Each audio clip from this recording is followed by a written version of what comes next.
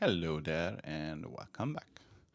This is also going to be another Rust video, and I am going to do some kind of comparison or reference implementation. As I am from Python background, there are many concepts which I try to translate from my Python experience to Rust experience and try to have like equivalent or something with similar meaning. And now this is going to be an OOP, so object-oriented programming concept translation. So what I mean by this is the following.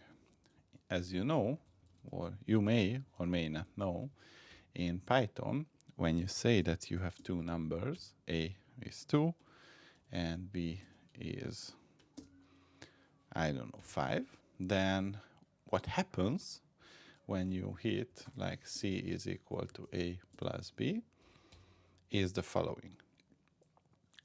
So the value of C is going to be 7, but what happens is that A underscore add is going to receive B as an argument, and it is going to return quasi the result.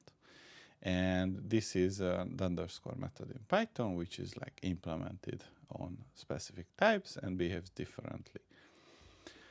And what I mean by this is that you have two strings, FGH. You also have the option to add them together, but obviously this plus operator is going to behave differently based on the type of the objects. So, and this is going to be how you can translate this concept to structs and impl in Rust. So let's create a directory OOP, and in the OOP, what we are going to do is to have at least one Python script, and we are going to call this oop.py. And in this oop.py, what we are going to do is to have what should be the class?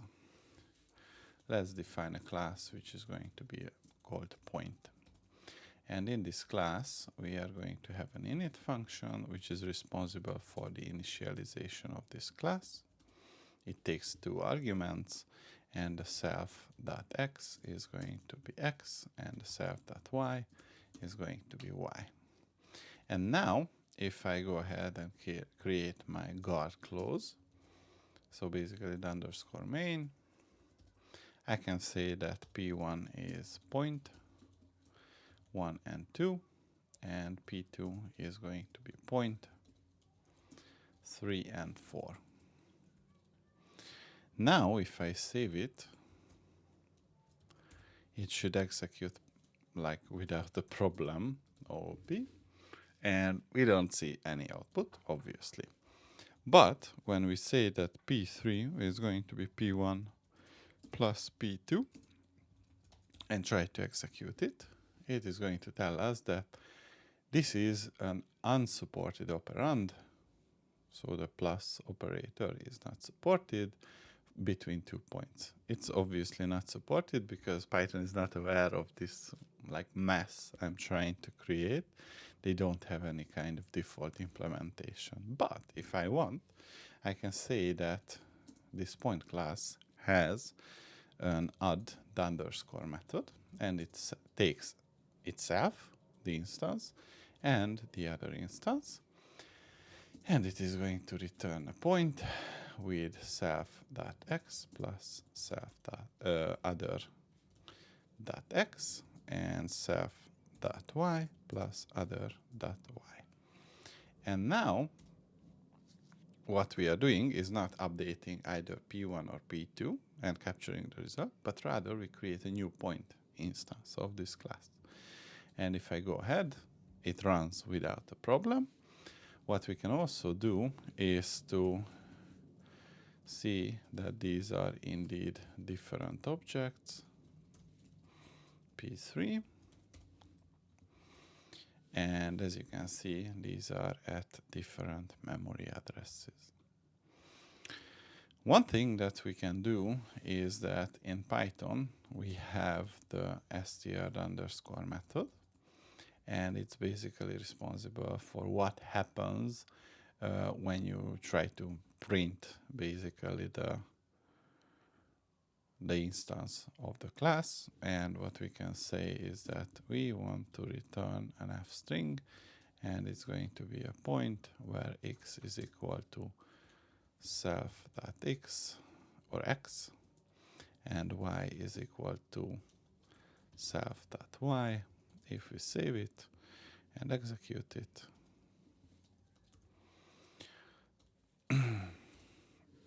we can see that here are our instances, and 1 plus 3 is 4, 2 plus 4 is 6.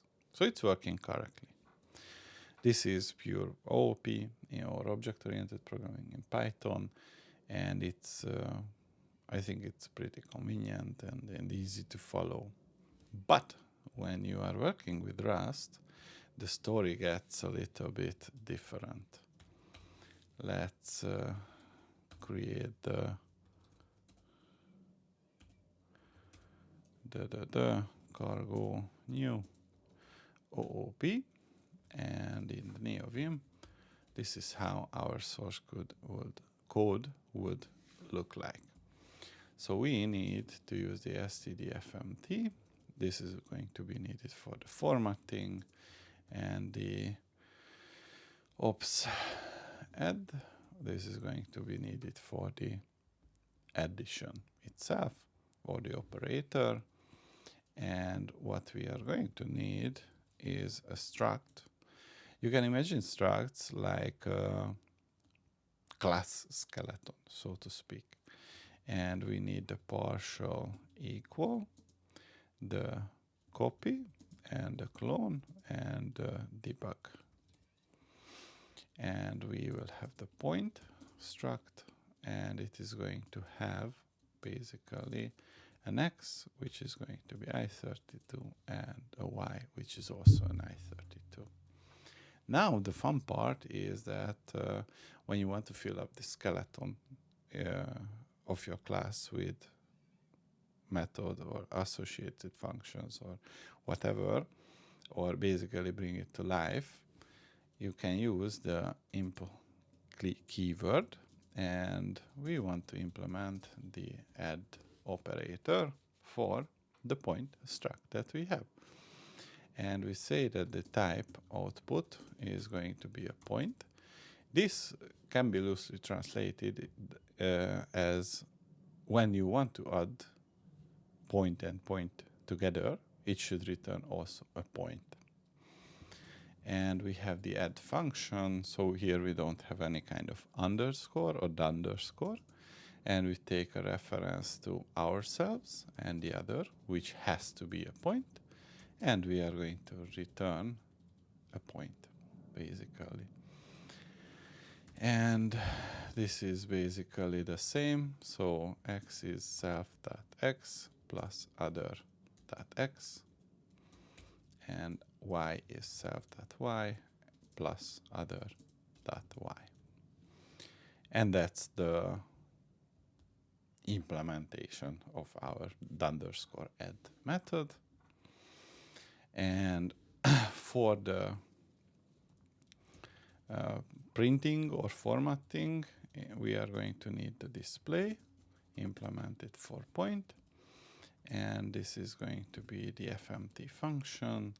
It takes a reference to itself, and f, which is a mutable reference to the formatter, and it will return an fmt result. And basically here we can say that we want to write on the output that with the formatter, that this is going to be a point where x is equal to this and y is equal to this, and it takes self x and self y as argument, And this is a formatted string, so it has to be returned, basically. And now we are going to try to compile it. We have no rules expected. So this is not, so this is separated with a comma. Good. So now we can see the hello world. It means that the syntax is correct and it was able to compile. And now we can create our P1, which is going to be of point type. And for the X we give 1, and for the Y we give 2. And point 2, which is of point type. And the X is going to be 2, and the Y is going to be 3. And we are going to have point 3, which is P1 plus P2. And then we can use print line on the C, or rather P3. Now if I execute this one, you can see that it is also working.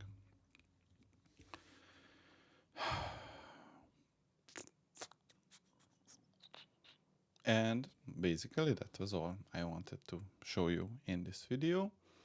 So technically there is a way to map functionality from Python to Rust, although it's I mean, a couple of months from now I would not write it this way definitely, or say it this way, but at my current state I would say that if you are like an okay Python developer, then you can find these parallel or similarities between Rust and Python.